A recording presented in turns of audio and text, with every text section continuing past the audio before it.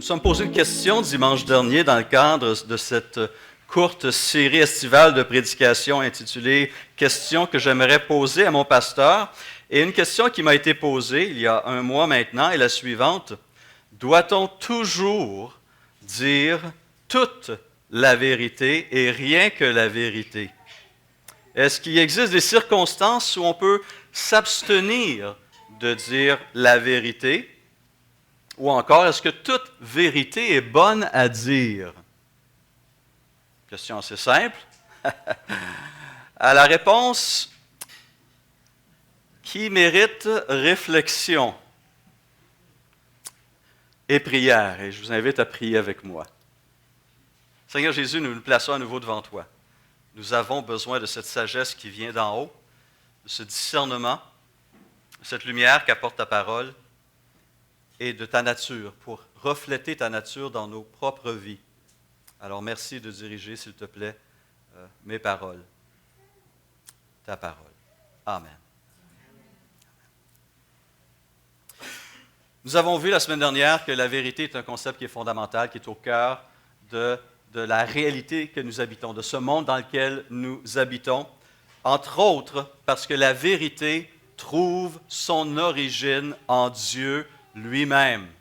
Dieu est vérité. Dieu proclame la vérité. Sa parole est vérité. Il soutient la vérité et s'oppose au mensonge. Psaume 146 déclare « L'Éternel protège éternellement la vérité. » Il la protège. Intéressant, c'est quelque chose qui a besoin d'être protégé. Jésus s'est clairement présenté. Je suis le chemin, la vérité et la vie. Et plusieurs textes évidemment, nous invitent à mettre de côté, de débarrasser du mensonge et de revêtir la vérité, de vivre cette vérité. Alors, à partir de ces choses-là, il aurait pu être facile et simple de conclure mon sermon dimanche dernier. Et dans certains cas, j'aurais aimé ça pouvoir le conclure là. Bien honnêtement. Bien honnêtement. Mais il y a une dimension fondamentale qui nous amène à apporter des nuances. Et je suis très prudent dans ce que je veux dire avec cela. Nous vivons dans un monde brisé par le péché, imparfait. Donc le mal existe. La faiblesse humaine est une réalité. Et donc la manière dont nous professons la vérité mérite de notre part une réflexion poussée. Nous réalisons que des règles de base s'imposent dans la proclamation de nos paroles. Un exemple. Aux États-Unis, un mouvement a vu le jour il y a quelques années, un mouvement fondé par un Américain dénommé Brad Blanton. Ce monsieur Brad Blanton a réagi fortement à cette culture du mensonge qui ne cesse de grandir et qui est apparemment de plus en plus acceptée. On prend pour acquis que les politiciens mentent. C'est normal, ce sont des politiciens, pensent certains. Et donc, cet homme et plusieurs autres ont réagi à ce mensonge de plus en plus pratiqué, toléré, accepté dans notre culture. Et il a fondé un mouvement qui s'appelle Radical Honesty, la franchise radicale. Et il prône une transparence totale. Il faut être franc, il faut être véridique, il faut dire exactement ce qui est tel quel, ce qui est. Et il donne comme exemple un dialogue entre deux collègues de bureau. Le premier arrive au bureau de son collègue et lui dit « Est-ce que ça te dérange si je t'emprunte ta brocheuse? » Et son collègue, qui pratique la franchise radicale, répond « Oui, ça me dérange parce que je t'ai jamais aimé la face. J'ai pas envie de te rendre service. » Que ça fait du bien de dire ça, hein? Il me semble que j'ai un poids qui sort de mes épaules. Franchise radicale. Et apparemment, ce prophète de la franchise radicale a été marié 5 fois. Signe signe que la franchise radicale n'est pas la meilleure approche dans nos relations de couple ou dans finalement n'importe quelle relation interpersonnelle. Qu'est-ce que cet exemple ridicule mais encouragé nous fait réaliser?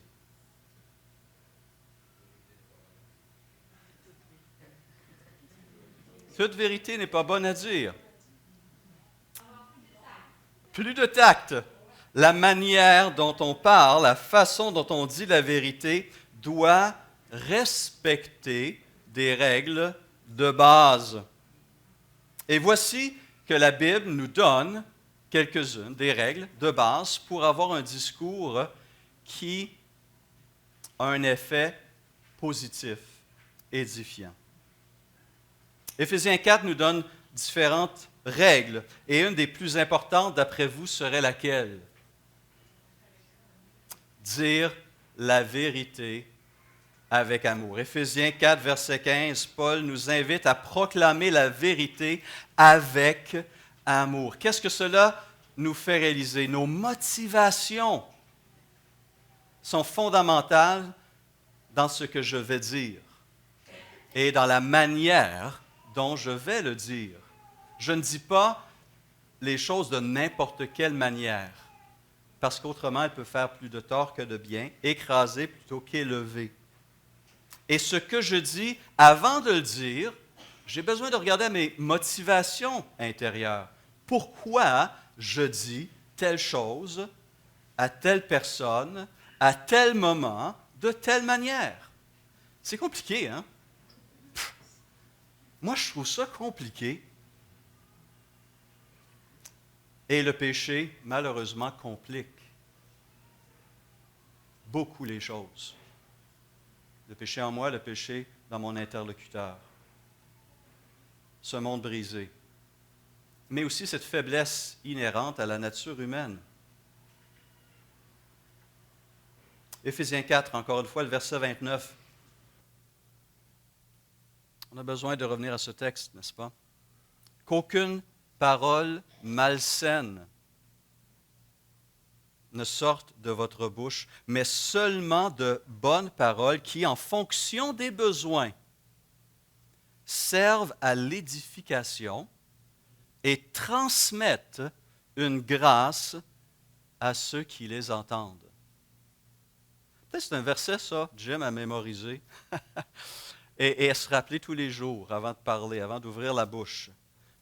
Qu'aucune parole malsaine ne sorte de votre bouche, mais seulement de bonnes paroles qui, en fonction des besoins, servent à l'édification et transmettent une grâce à ceux qui les entendent. Honnêtement, si tout le monde appliquait cela, nos conversations seraient peut-être bien plus courtes, mais tellement plus riches, tellement plus bénissantes, tellement plus vivifiante, sanctifiante.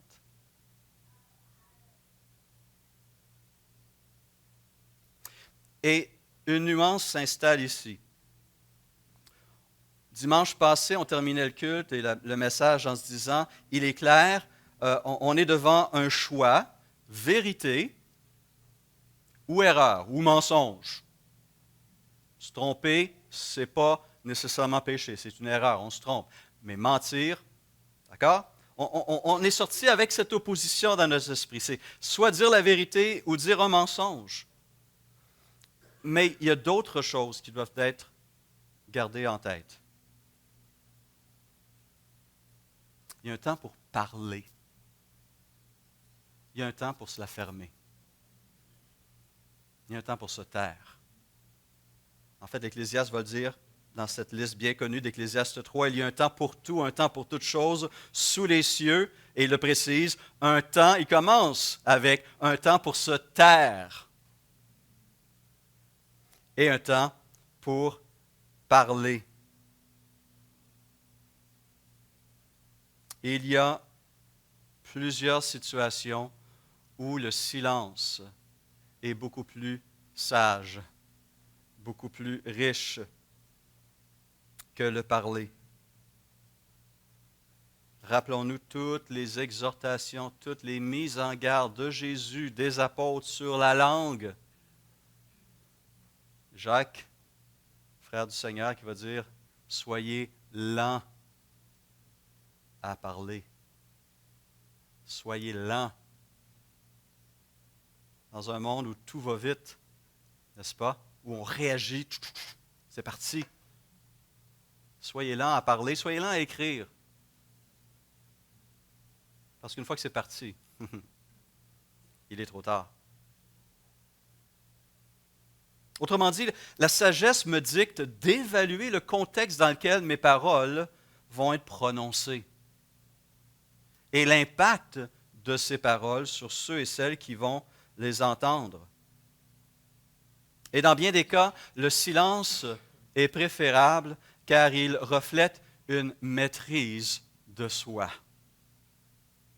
Qui, en tant que marié, n'a jamais eu de crise conjugale, de conflit conjugal? Je prépare un cours, un petit message sur le mariage pour ma fille. Alors, si il y a quelqu'un ici, il n'y a personne. Ok, gentil, hein? Ouais. Faut pas mentir, chérie. N'est-ce pas? Qui n'a pas eu de conflit conjugal, ou même de conflit avec un bon ami, avec un collègue de travail, avec un patron? Et dans le moment d'intense émotion, on va dire les 4 vérités. Des fois, on aurait dû la limiter à 3, à 2, ou même à 1. On va dire les 4. Et on va blesser profondément. On va même humilier. On va briser quelque chose qui était précieux et important. Parce qu'on a dit des paroles, « Hey, ça fait longtemps que j'ai ça sur le cœur, mais là, tu vas l'entendre. » Et on fait un tort incroyable. L'amour est évacué, l'édification est même pas là, et on blesse. Est-ce que la vérité mérite d'être prononcée dans de telles circonstances?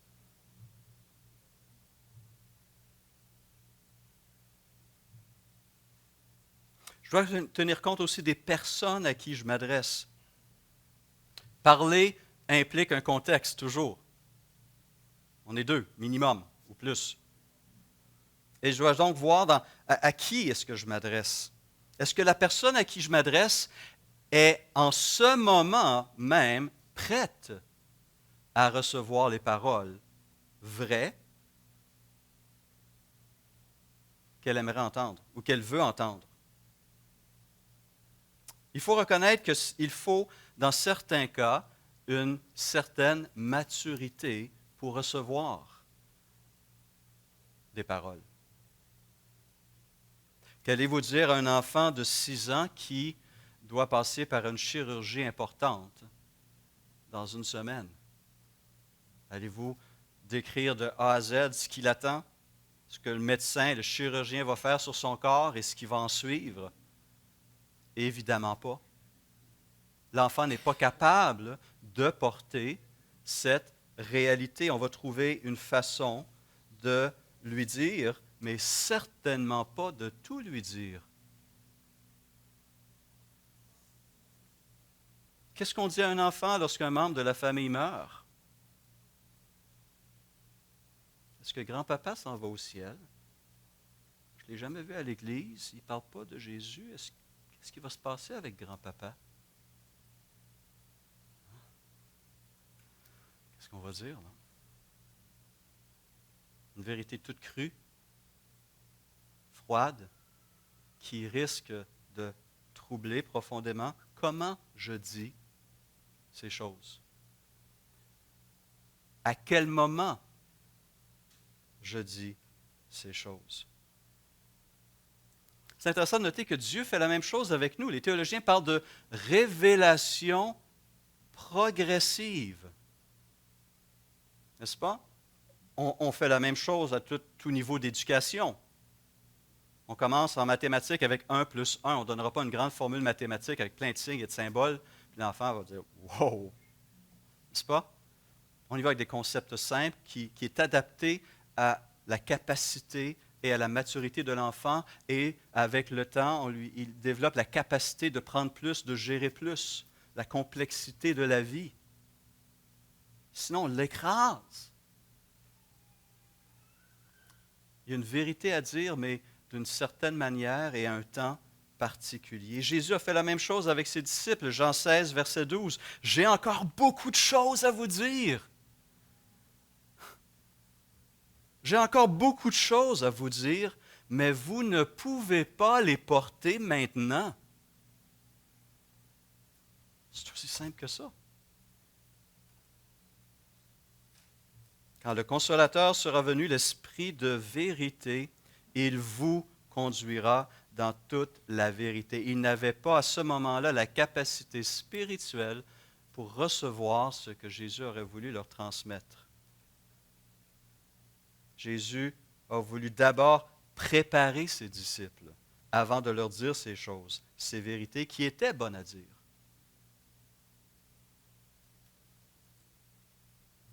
En même temps, on lit dans les évangiles et dans les épîtres que cette limitation due à l'immaturité des gens, l'immaturité personnelle ou spirituelle, est une source de frustration chez les auteurs bibliques. Paul, dans sa première lettre aux Corinthiens, fait manifester cette frustration envers ses frères et ses sœurs. Il dit ceci en 1 Corinthiens 3, il dit « Pour ma part, frères et sœurs, je n'ai pas pu vous parler comme à des personnes dirigées par l'Esprit. » Ça, c'est toute une vérité à communiquer, hein?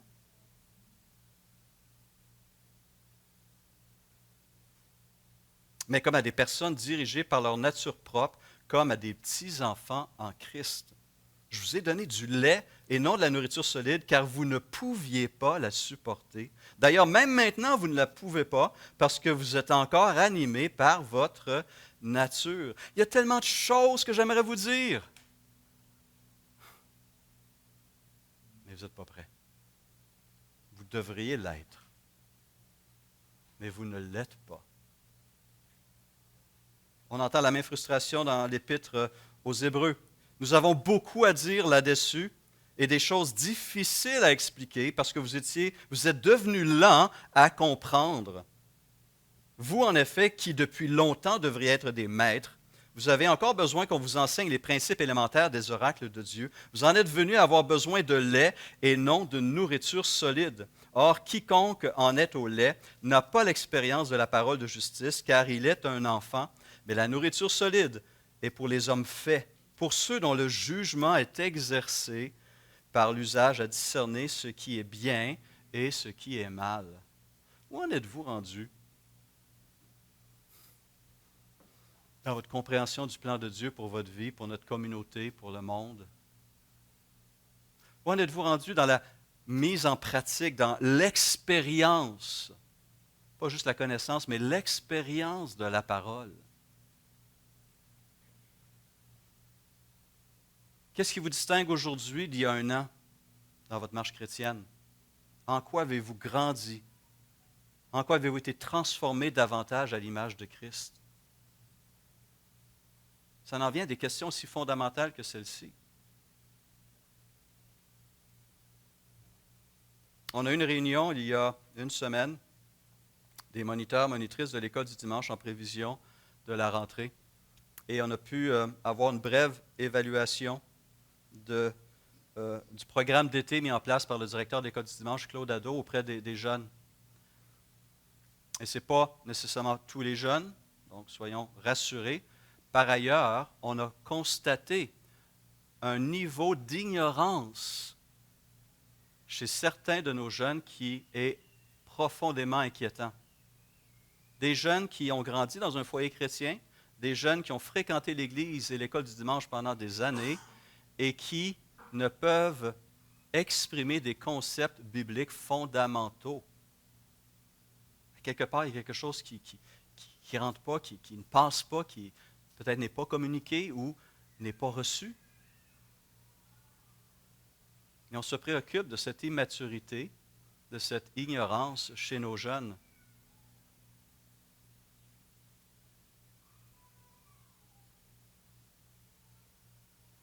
« 2 Pierre 3,18 « Mais croissez dans la grâce et dans la connaissance de notre Seigneur Jésus-Christ. » Les dernières paroles de l'apôtre Pierre, les dernières paroles inspirées de l'apôtre Pierre. Grandissez, croissez.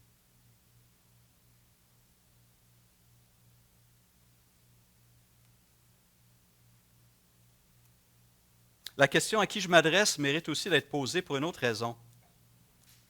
La Bible, comme la loi, impose des limites à ce que je peux dire, même ce qui est véridique.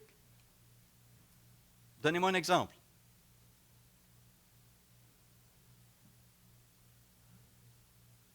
La Bible, comme la loi, impose des limites dans ce qu'on peut dire.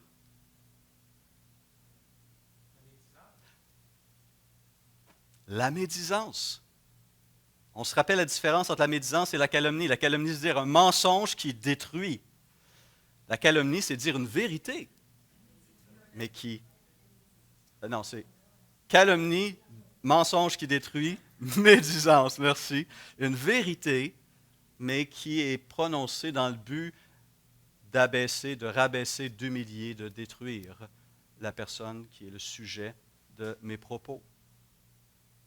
La Bible condamne l'un et l'autre. Pas juste le mensonge, mais la vérité dite dans des mauvaises intentions. 1 Pierre 2,1 « Rejetez donc toutes les formes de méchanceté et de ruse, l'hypocrisie, la jalousie et toute médisance. » Dans ses directives à Tite, alors qu'il est chargé d'affermir cette jeune communauté de foi sur l'île de Crète, Paul écrit « Rappelle-leur de ne médire de personne, parce que Dieu a ces choses en horreur. » Il y a 6 choses que l'Éternel déteste, et même 7 dont il a horreur. Les yeux hautains, la langue menteuse, les mains qui versent le sang innocent, le cœur qui médite des projets injustes, les pieds qui se dépêchent de courir au mal, le faux témoin qui dit des mensonges, et celui qui provoque des conflits entre frères. Et celui qui provoque des conflits entre frères. Et dans bien des cas, une des principales causes de conflit dans une Église, c'est la médisance. Ce sont des critiques destructives.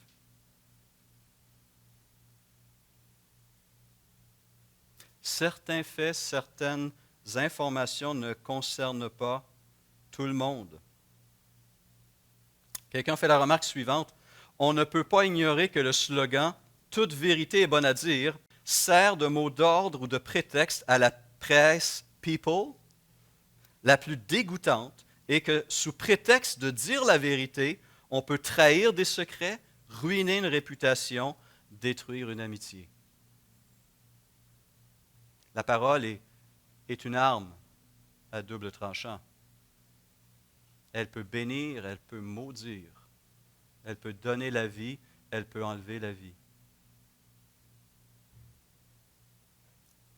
La confidentialité et le respect de la vie privée viennent aussi limiter ce que je peux dire. Et on a besoin de vous le rappeler à l'ère des réseaux sociaux. Je suis renversé, pas seulement les réseaux sociaux malheureusement, mais je suis renversé par le manque de discernement de plusieurs chrétiens. Renversé. Ils vont dire des choses qui n'ont rien à voir sur la place publique. Ils ne font plus de distinction entre ce qui est personnel, vie privée et vie publique. Ils vont dire des choses qui n'ont pas leur place sur des réseaux sociaux ou encore dans son milieu de travail. On me raconte des histoires, des fois, les gens qui, après un week-end de débauche, ont hâte de retourner dans leur milieu de travail le lundi matin pour raconter leur vie de débauche le week-end.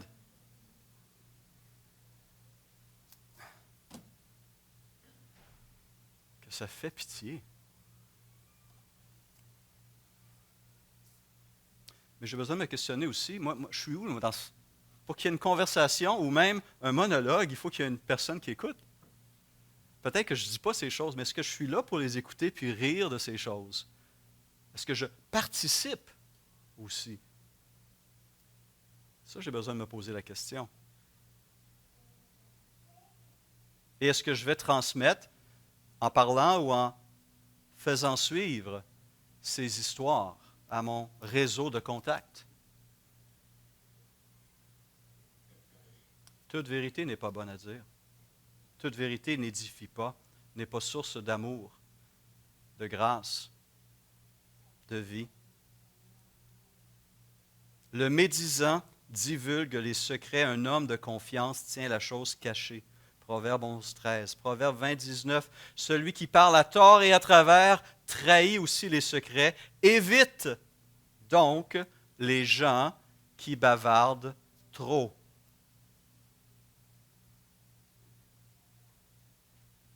Évite les gens qui bavardent trop.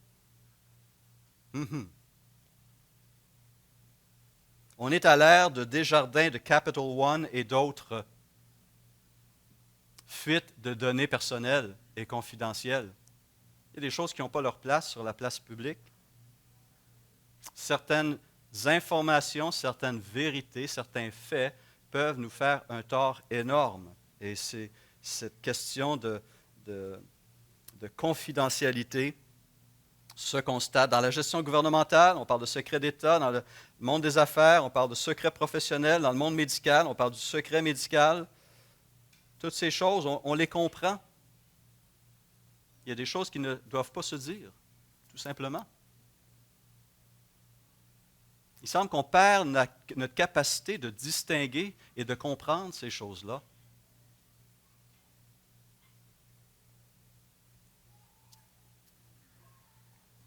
Et là, on arrive dans un domaine plus délicat. Lorsque ce frère m'a posé la question il y a quelques semaines, j'avais conclu en disant que dans la très grande majorité des cas, il n'y a pas de question, il n'y a pas de doute, il n'y a pas d'inquiétude. Une transparence, une vérité doit être là.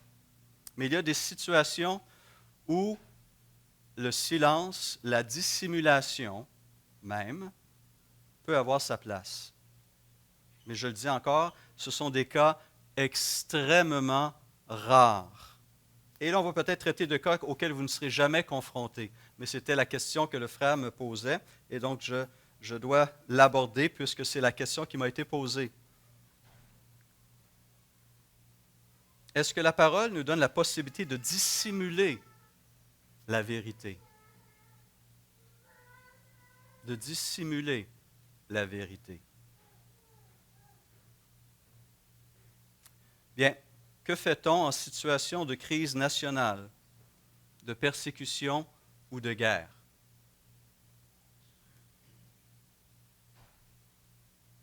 Est-ce que je vais révéler une information qui pourrait mettre ma famille, ma communauté de foi, mes frères d'armes ou ma nation en danger?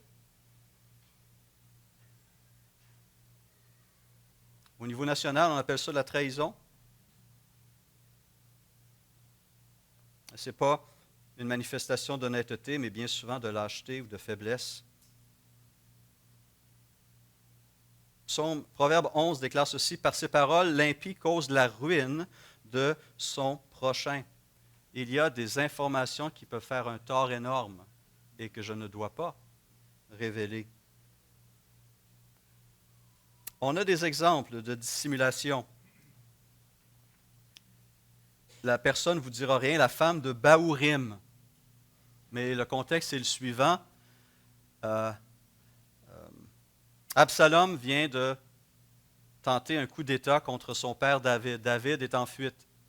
Il a traversé le Jourdain et il attend des nouvelles de deux prêtres, Achimatz et Jonathan, qui agissent comme espions dans le camp d'Absalom pour lui révéler les plans d'Absalom et qu'est-ce qui se passe pour aider David à se protéger contre le coup d'État de son fils.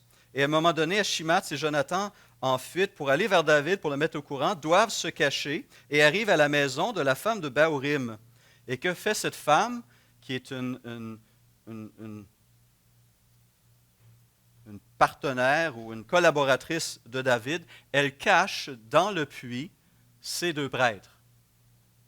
Et voilà que des soldats d'Absalom arrivent et lui posent la question, où sont Achimath et Jonathan? Dans le puits.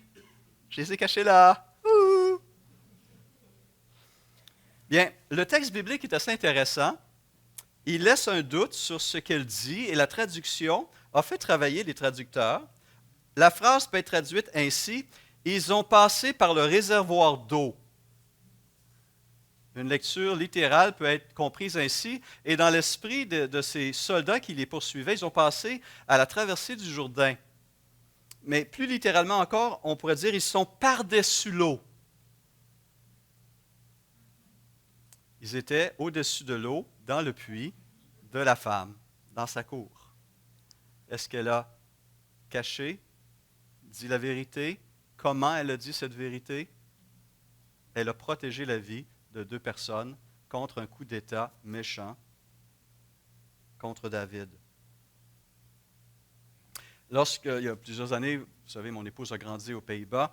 Il y a quelques années, ma fille Sarah s'était profondément intéressée par le témoignage de la famille Ten Boom et Corrie Ten Boom, une famille hollandaise qui a accueilli des Juifs en fuite chez eux, leur ville qui s'appelait Haarlem, pas Harlem de New York, mais l'ancienne Haarlem en Hollande. Et avec le temps, ils avaient développé tout un système avec une horloge, avec toutes sortes de signes pour dire si c'était sécuritaire ou pas pour ces Juifs de venir dans la famille Ten Boom pour être cachés des espions, des Allemands, des nazis qui cherchaient à les arrêter. Et à un moment donné, ils avaient commencé à cacher ces Juifs dans une cave accessible par une trappe, cachée par un tapis sous la table de la salle à manger. Alors, un jour, des Juifs avaient réussi à entrer et à se cacher, et les rumeurs commençaient à circuler. Et donc, on a envoyé des soldats pour poser la question, est-ce qu'il y a des Juifs cachés dans votre maison? Et la fille a dit oui, en dessous de la table.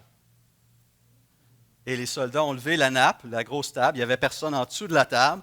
Et frustrés de s'être fait moquer par les Ten Boom, ils sont partis tout simplement. Mais est-ce qu'elle avait menti? Est-ce qu'elle avait utilisé un langage ambigu? Parce que les Juifs étaient sous la table, sous le tapis, sous le plancher. Des fois, on a besoin de sagesse pour savoir comment. Mais là, il y a une dissimulation qui existe. Il y a une dissimulation qui existe. On ne doit pas tout dire à tout moment. Proverbe 15 nous dit, « Il est agréable de savoir bien répondre. Quel plaisir de dire la parole juste au moment voulu. » Il y a une vérité pour chaque chose. Il y a un temps, pour chaque chose. Dieu va nous cacher des choses et Dieu nous cache encore des choses. Dieu, en fait, se cache partiellement de nous parce que s'il devait se révéler dans toute sa splendeur, sa gloire, sa sainteté, on serait consumé. Dieu dissimule sa gloire pour notre bien et dissimule certaines vérités. Heureusement, aimeriez-vous savoir quand vous allez mourir? Dans quelles circonstances vous allez mourir? Les choses cachées sont à l'Éternel, notre Dieu, les choses révélées sont à nous et à nos enfants à perpétuité, afin que nous mettions en pratique toutes les paroles de cette loi. La chute fait en sorte que certaines choses méritent d'être cachées. Après tout, comme quelqu'un l'a remarqué, Dieu a fait du linge, un habit de peau d'animal pour Adam et Ève. Il y avait des choses à cacher suite à la chute. Certains éthiciens qui ont réfléchi sur la question affirment qu'induire un agresseur en erreur lors d'une bataille, par exemple, au moyen de la censure, n'est pas mentir. Après tout, on ne va pas révéler nos stratégies militaires à l'ennemi. Hein?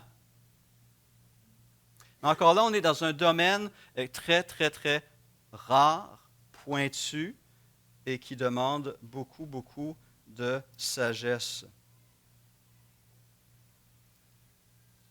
Mais on a des cas où on peut faire preuve de dissimulation.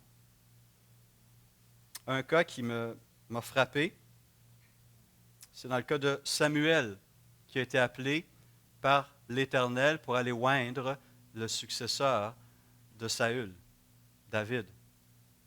Et il reçoit cet ordre de l'Éternel en 1 Samuel 16. L'Éternel dit à Samuel, « Quand cesseras-tu de pleurer sur Saül? Je l'ai rejeté, afin qu'il ne règne plus sur Israël. Remplis ta corne d'huile et pars, je t'envoie chez Isaïe le Béthléemite, car j'ai vu parmi ses fils celui que je désire pour roi. » Samuel, il n'est pas fou. Il dit, « Comment pourrais-je y aller? Saül l'apprendra et me tuera. » L'Éternel dit, « Tu prendras une génisse avec toi et tu diras, « Je viens pour offrir un sacrifice à l'Éternel. » Et c'est ce qu'il a fait. C'est ce qu'il a fait. Mais l'intention était de profiter de cet événement pour oindre le successeur de Saül, roi.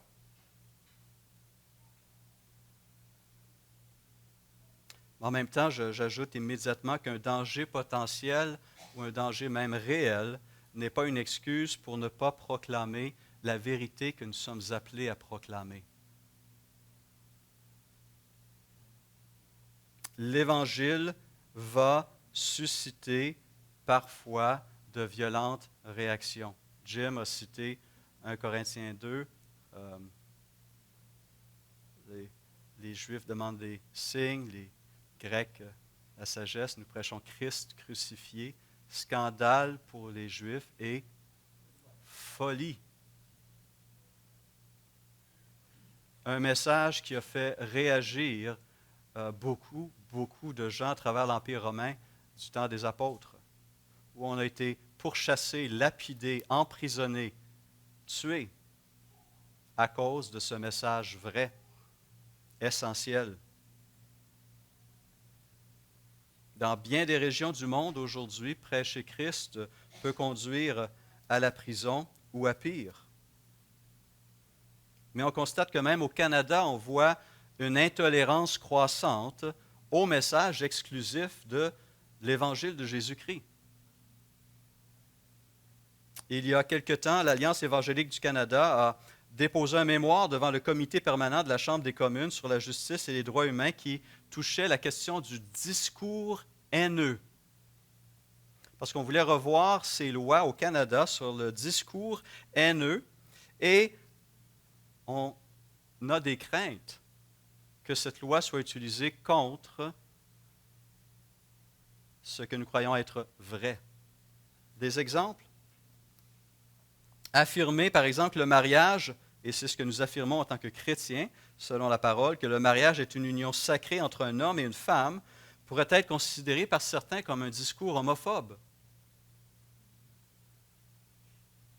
Ou encore proclamer avec assurance que le salut ne s'obtient que par la foi en Jésus-Christ, qu'il n'y a de salut en aucun autre, pour être perçu comme un discours antisémite ou islamophobe.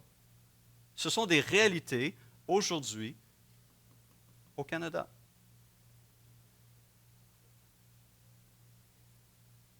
Nos libertés de parole, de conscience, d'association et de religion sont attaquées. Et la proclamation de l'Évangile est attaquée. Et plusieurs aimeraient nous taire.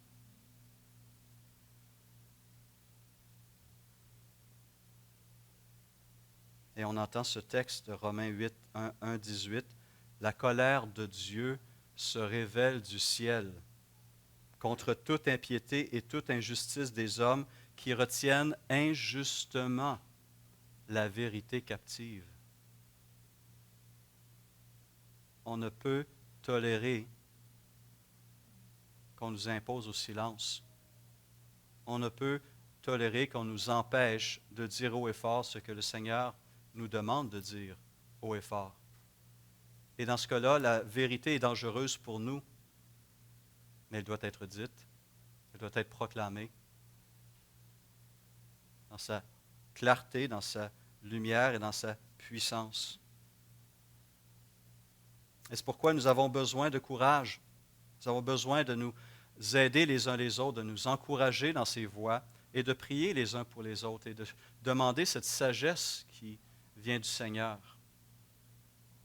L'auteur de l'Épître aux Hébreux termine sa lettre ainsi. « Priez pour nous. Nous sommes en effet convaincus d'avoir une bonne conscience, puisque nous voulons bien nous conduire en toutes circonstances. » S'il vous plaît, priez pour nous, qu'on puisse faire ça.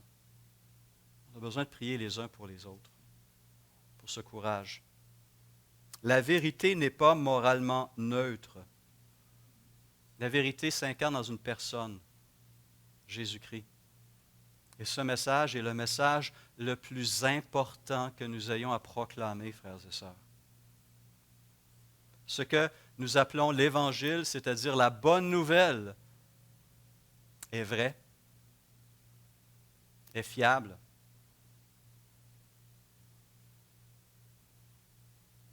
Mais la bonne nouvelle, pour être bien saisie et bien comprise, a besoin d'accepter aussi la mauvaise nouvelle qui la précède, qui est l'état de l'homme. L'homme sans Christ est perdu. L'homme sans Christ ne peut se sauver lui-même. Il est complètement incapable de changer quoi que ce soit dans son état spirituel lamentable. Il est condamné et sous la colère de Dieu si Christ ne devient pas son Seigneur et son Sauveur. Une vérité qui est sombre, dure, mais qui est une vérité qu'il faut entendre et qu'il faut proclamer. Et ce matin, nous avons à nouveau cette table que nous appelons la table du Seigneur, le repas du Seigneur, qui nous rappelle cette vérité que nous proclamons à nouveau ce matin. Il n'y a de salut en aucun autre, car il n'y a sous le ciel aucun autre nom qui a été donné parmi les hommes, à savoir Jésus-Christ. Christ est venu, Dieu le Fils, Dieu s'est fait homme, a subi les pires insultes, le rejet le plus total, la honte la plus grande, par amour pour nous, parce qu'il n'y avait pas d'autre moyen. Il n'était pas obligé. On aurait reçu ce qu'on méritait, qui est le jugement de Dieu. Mais Dieu, comme l'a mentionné Jim, a tant aimé le monde qu'il a donné son Fils unique afin que quiconque croit en lui ne périsse point, mais ait la vie éternelle. Et cette table que Christ nous demande à commémorer, ce que nous faisons régulièrement, est là pour nous rappeler ce sacrifice, ce message, cette espérance, cette bonne nouvelle. Christ est mort pour nous, dans les pires des souffrances, physiques, morales, spirituelles, abandonné de tous. Mais à travers cette mort, il a pris sur lui votre jugement, mon jugement. Il a été puni à ma place. Et en échange, il a pris mes fautes et il m'a donné sa justice. Et depuis ce jour où j'ai dit oui à Christ, où j'ai reconnu mon état, où la lumière s'est faite dans mon esprit, par l'Esprit, j'ai compris et j'ai reçu cette vie. Et donc, si vous êtes de ceux qui aujourd'hui se disent, s'affichent disciples de Jésus-Christ, c'est la table du Seigneur qui est pour vous. Et je vous invite à y participer avec cette reconnaissance qui ne doit jamais faiblir. Parce que notre Dieu est grand et notre Dieu est bon. Jim.